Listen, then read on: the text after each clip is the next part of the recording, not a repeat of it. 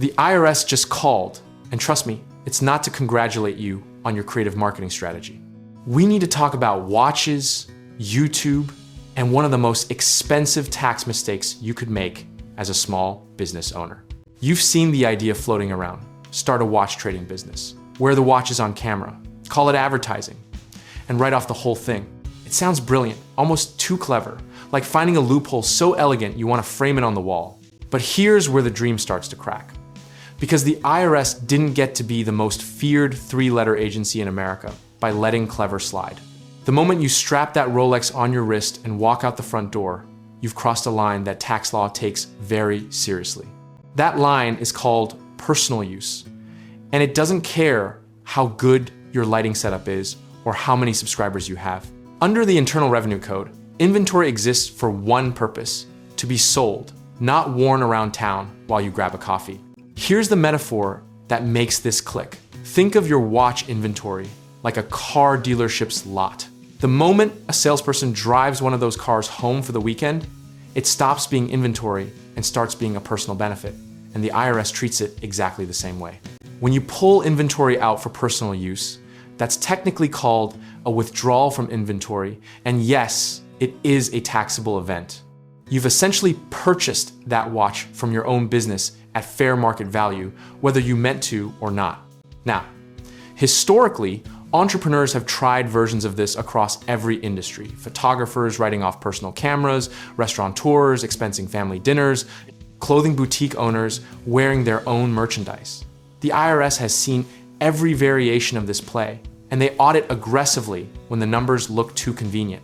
The pattern is almost cyclical at this point. A new asset class becomes trendy to trade, creative tax strategies bloom on social media, and then a wave of audits follows about 2 to 3 years later, like clockwork.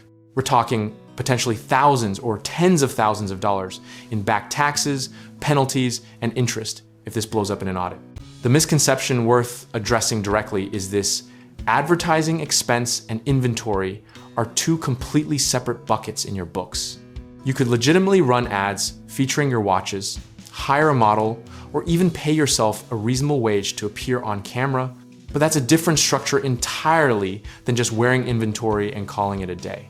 The practical lesson here is to respect the separation between your business assets and your personal life, especially with high-value, portable inventory like watches, jewelry, or electronics.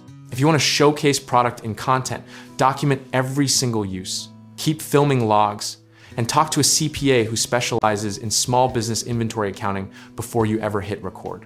The irony is that the creative instinct behind this idea is genuinely good content marketing for a watch trading business could absolutely build a real audience and drive real sales.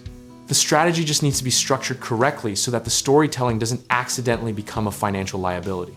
Discipline in business means knowing which rules have flex and which ones are stone walls.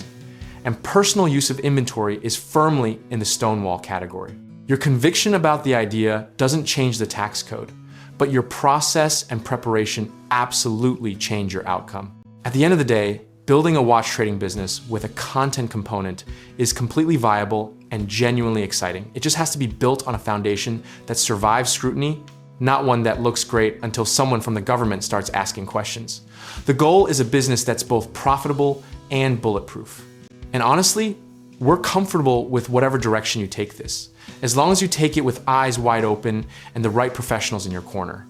The best business move you'll ever make is getting the structure right before the revenue starts rolling in, not after. If you want help getting started the right way, whether that's real estate investing, home contracting, or connecting with lenders who actually understand small business, check out our links in the description below.